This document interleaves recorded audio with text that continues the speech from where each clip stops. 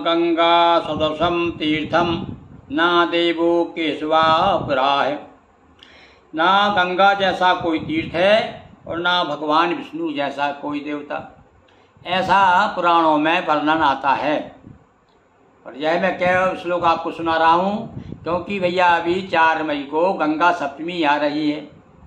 गंगा सप्तमी का भी महत्व उतना ही है जितना कि गंगा दशहरे का है। गंगा दशहरा आता है ज्येष्ठ शुक्ल पक्ष की दशमी को और ये आता है गंगा सप्तमी है वैशाख शुक्ल सप्तमी।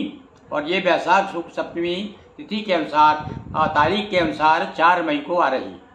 तो 4 मई को आप गंगा जी का पूजन करें, स्मरण करें, उनकी कथा सुने और गंगा जी के नाम लेते ही गंगा स्नान का फल प्राप्त होता है। और ऐसा कहा गया है नारद पुराण में कि गंगा का स्नान, गंगा का जल पान करने का प्रभाव 1 वर्ष तक शरीर में रहता है।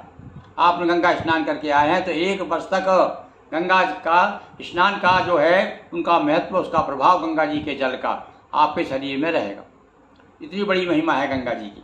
तो आज हम आपको नारद पुराण से गंगा जी की कथा सुना रहे हैं कि गंगा सप्तमी का महत्व क्या है, गंगा जी किस प्रकार से, किसकी प्रार्थना पर, किसकी तपस्या से। सब जानते हैं कि भैया गंगा जी जो है पहले ब्रह्मा जी के कमंडल में थी और ब्रह्मा जी के कमंडल से उन्होंने वहाँ से कुछ बूंदें छोड़ी। अब तो 3 बूंदें हुई, एक वह आकाश को, एक पाताल को, एक पृथ्वी पर, और तीनों अलग अलग रूप से उनका अलग महत्व है। तो यहाँ जो पृथ्वी पर आई गंगा के नाम से प्रसिद्ध हुई। और सबसे पहले उस धार को जो है, जो धार छोड़ी गई, तो गंगा जी ने स्वयं कहा कि भाई मेरा वेग जो है, पृथ्वी ने भी असमर्थता व्यक्त कर दी, भाई मैं वेग सहन नहीं कर सकूंगी। और गंगा जी ने कहा मैं तो भाई पाताल में चली जाऊंगी। अब इसको कौन संभाले इस वेग को? तो भैया हमारे धर्म ग्रंथों में बड़े आदर के साथ, बड़ी भक्ति के साथ बताया गया है कि एक ऐसे देवता है जो सारे संसार के कष्ट को हरण करने में सक्षम है। देवताओं का हो चाहे मनुष्य का हो। ये मनुष्य का संकट कि गंगा कौन संभाले, देवताओं का संकट आया कि हलाहल कौन पिए, तो भैया भगवान भोलेनाथ को आगे कर दिया, कह दिया महाराज आपके बिना कोई ये किसी के बस की बात नहीं है। तो लीजिए चलिए ज़्यादा समय ना लेते हुए आपको हम नारद पुराण से संक्षेप में, ज़्यादा समय नहीं 10-15 मिनट में आपको ये कथा गंगा जी की, गंगा सप्तमी की कथा सुनाई। और यही कथा जो है गंगा दशहरे की है कि गंगा सप्तमी को जटाओं में आ गई शिव जी के, और दशहरे पर ऐसी मान्यता है, विद्वानों का ऐसा कथन है कि गंगा दशहरे पर पृथ्वी पर अवतरण हुआ। कुछ लोग तो यह भी कहते हैं भैया गंगा जी का पुनर्जन्म गंगा सप्तमी उस समय भी, जिस समय गंगा सप्तमी थी वैशाख शुक्ल सप्तमी, उस समय गंगा जी को जहाँ जन्नू ऋषि ने पी लिया था। कुछ विद्वानों का ऐसा भी मत है, अलग अलग विद्वानों के मत हैं। पर हमें तो भैया गंगा जी का स्मरण करना है, उनकी कथा सुनना है।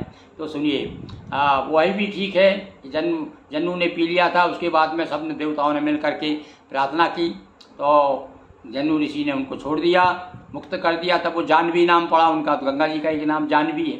तो कुछ लोग कहते हैं इसलिए, और उस पुनर्जन्म माना जाता गंगा जी का, एक बार पूरा पी लिया उसके बाद गंगा जी छोड़ा गया तो पुनर्जन्म हो गया। तो ये भी गंगा सप्तमी। तो खैर जो भी कथाएँ हैं तो सब अलग अलग भगवान के भक्ति में ओतप्रोत होने के लिए विचित्र विचित्र कथाएँ, नाना भांति राम अवतारा। तो सुनिए आप नारद पुराण क्या कहता है, वो कथा सुनाते हैं। मृत्युलोक पर गंगा के अवतरण की कथा का विस्तृत प्रसंग हमें नारद पुराण से प्राप्त होता है। सूर्यवंशी राजा सगर की 2 पत्नियां थीं, किसी से भी संतान नहीं थी। अपने कुलगुरु वशिष्ठ जी के पास में गए। देखिए ये राजा जो है ये भी भगवान राम के ही वंशज हैं। ये सूर्यवंश में राम जी के बहुत पहले हुए हैं। इनका क्या नाम था? सगर नाम के राजा थे। इनकी 2 पत्नियां थी, संतान नहीं थी। अब वशिष्ठ जी ने उनको बताया कि आप एक काम करिए, ऋषियों का स्वागत सत्कार करें। समय आने पर उन्हें आगंतुक ऋषियों ने आशीर्वाद दिया, हे राजन तुम्हारी दोनों रानियों से संतान की प्राप्ति होगी और एक रानी से तुम्हें 60,000 पुत्र और दूसरी से केवल 1 पुत्र प्राप्त होगा। 2 रानियां थी, एक से अब ऋषि लोग तो ठहरे भाई, और ब्रह्म वाग जनार्दन हम जो मुँह से निकल जाए, एक से कह लिया एक रानी से तुम्हारे 60,000 और एक से केवल 1 ही पुत्र होगा। केवल दूसरी रानी का इकलौता पुत्र होगा। पहली रानी के 60,000 पुत्र ना तो वंश वृद्धि करेंगे और ना ही पितृ ऋण से विमुक्त होंगे, ये भी कह दिया उन्होंने। समय आने पर वरदान फलीभूत हुआ। कालांतर में महाराजा सगर ने अश्वमेध यज्ञ किया। परंपरा अनुसार घोड़ा छोड़ा गया।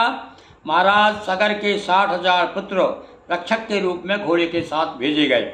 महाराजा सगर के 60,000 पुत्र दुराचारी और आत्ताई थे। उन्हें दंड देने के प्रयोजन से इंद्र ने अश्व को अदृश्य करके पाताल लोक में भेज दिया। अब ये कभी कभी देवता लोग भी देखते हैं सुधारने के लिए, ये लोग दुष्ट लोग हैं तो उनको क्या करना चाहिए, तो घोड़ा चुरा लिया और घोड़ा चुरा करके और उधर एक ऋषि के आश्रम में बांध दिया। अब ये लोग जाते हैं। इसके बाद में उन्होंने सारी पृथ्वी को खोद डाली, छान डाली, उन्हें कहीं भी घोड़ा नहीं मिला।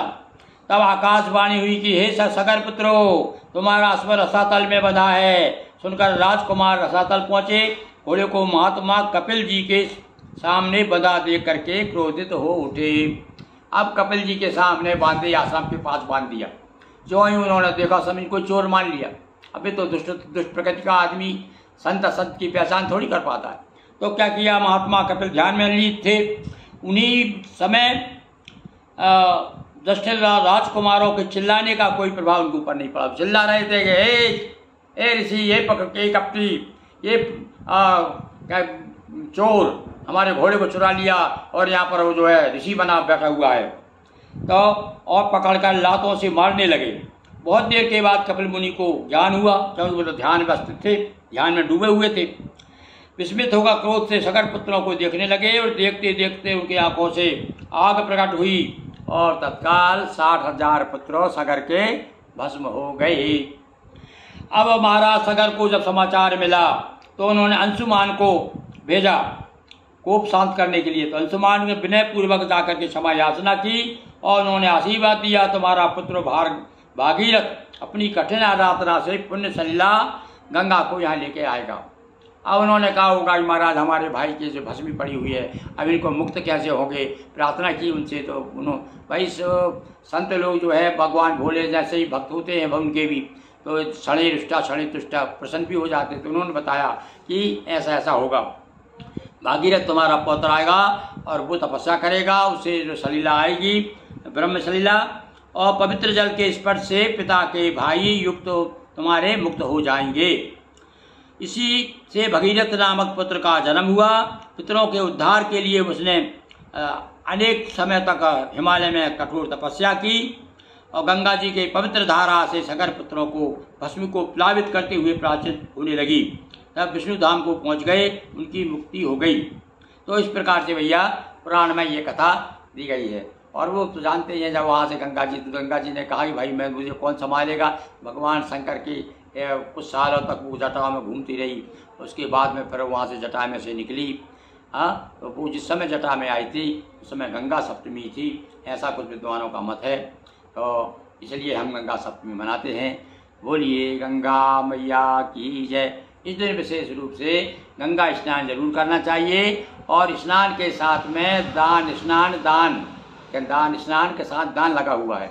यानी इस दिन जो है गरीबों को, ब्राह्मणों को दान पुण्य जरूर करें अपनी श्रद्धा के अनुसार, शक्ति के अनुसार। ऐसा नहीं कि आप कमाते 100 रुपया और 150 रुपया दे दें, 50 रुपया उधार करके भी दान पुण्य करें, तो वो फलीभूत नहीं होगा। अपने श्रद्धा के अनुसार। वैसे तो हमारे यहाँ कहा कि आपकी जो भी इनकम है, आय है, उसमें से 10वां हिस्सा हर माह गरीबों को देना चाहिए, पर आप नहीं दे सकते। हम तो अपने भक्तों को ये कहते हैं, कुछ नहीं तो भाई आप कभी भी स्नान करने जाएं। पवित्र स्नान है हमारे नगर नर्मदापुरम में, तो भाई रोज़ दर्शन करने जाए नर्मदा जी के। तो हम लोगों को, हमारे भक्तों को ये बताते हैं कम से कम 5-10 रुपये की चिल्लर जेब में रखिए। भगवान ने आपको दिया है, कमा रहे हैं, तो वो बांट के आइए गरीबों को। क्योंकि गोस्वामी जी ने कहा कि एन केन विधि दीने दान करे कल्याण, दान से बड़ा कल्याण होता है। तो स्नान और दान का बड़ा महत्व है भैया गंगा सप्तमी को। और जो गंगा जी ना जा सकें वो गंगा जल प्राप्त करें। गंगा जल पोस्ट ऑफिस से भी मिल जाता है भाई, हैं, तो वहाँ से ले आएँ। और उसमें विशेष विद्वानों ने बताया है कि जल में गंगा जल ना मिलाएं। न स्नान करते समय पहले पात्र में गंगा जल डालें और उस पर से फिर जल डालें। यानी गंगा जल, जब गंगा जल में जल मिलाएंगे तब वो गंगा जल होगा। तो इस प्रकार से आप गंगा जी में स्मरण करते हुए और उसका मंत्र सभी मालूम है, गंगा यमुना गोदावरी नर्मदा कावेरी सरु महीन तनया स्मरणवती वेद का, स्मरणवती वेद का। तो ऐसे पवित्र नदियों का स्मरण करते हुए, गंगा जी का ध्यान करते हुए, और उस दिन संभव हो तो गंगा जी का पूजन करिए और दान पुण्य करिए। और देखिए आप आनंद जीवन में आपको, भाई देखो सत्कर्म का फल कभी कहा है ना हमारे यहाँ, तो सत्कर्म क्या बुरे कर्म का फल भी आप कहीं दूर नहीं जाता, वो भी मिलता ही है। तो आप अच्छा करोगे, साथ ले साथ दे साथ ले। तो इस प्रकार से आज हमने आपको गंगा सप्तमी का व्रत बताया, और आप हमारे साथ साथ बोलिए गंगा मैया की जय। हाँ भाई, ये कथा हमने देखो नारद पुराण से सुनाई है, आप पुराणों से ढूंढ ढूंढ करके आपके लिए कथाएं लाते हैं। तो आपका भी दायित्व बन जाता है कि आप हमेशा हमारे और भी बहुत सारे वीडियोज़ हैं वो आप सुनना चाहेंगे, देखना चाहें, मिलना चाहें, अपने संपर्क बना रहे तो आप सब्सक्राइब करिए, पहली बार आप देख रहे हैं तो, और शेयर करिएगा, अपने मित्रों तक पहुंचाइए, ज़्यादा से ज़्यादा ये हमारी जो वाणी है ज़्यादा तक पहुँचे, आप तक पहुँचे, उसका ज़्यादा ज़्यादा जनता लाभ ले। देखिए जिस प्रकार से हमारी भावना है कि आप सुनेंगे तो हमें भी पुण्य मिलेगा, इसी प्रकार से आप दूसरों तक पहुँचाएँगे तो आप भी पुण्य के भागी होंगे। और भैया सुनिए, हमारे यहाँ से जो अनेक धार्मिक ग्रंथ समय समय पर प्रकाशित होते हैं, छप रहे हैं। पुराणों को हमने दोहा चौपाइयों में तैयार किया है, जो रोज़ पाठ करना चाहें, जैसे नर्मदा पुराण का, शिव पुराण का, देवी भागवत पुराण का, रोज़ आप पाठ करिए, जैसे रामचरितमानस का करते हैं। पूरी कथा भाग लिया है हमने, देखिएगा। और बड़े बिल्कुल, हम कोई व्यवसाय हमें करना नहीं, हम तो चाहते हैं कि भगवती सरस्वती ने हमारे ऊपर जो कृपा की है, उस कृपा का फल आपको भी मिले, वो दोहा चौपाई का पाठ करने का अवसर आपको भी प्राप्त हो। तो बहुत बहुत धन्यवाद। निश्चित रूप से अब दूसरी वीडियो में जल्दी मिलेंगे। ये गंगा सप्तमी कथा हमने आपको नारद पुराण से सुनाई, इसी प्रकार से अन्य पुराणों से भी समय समय पर कथाएँ सुनाया करेंगे। बोलिए गंगा महारानी की जय।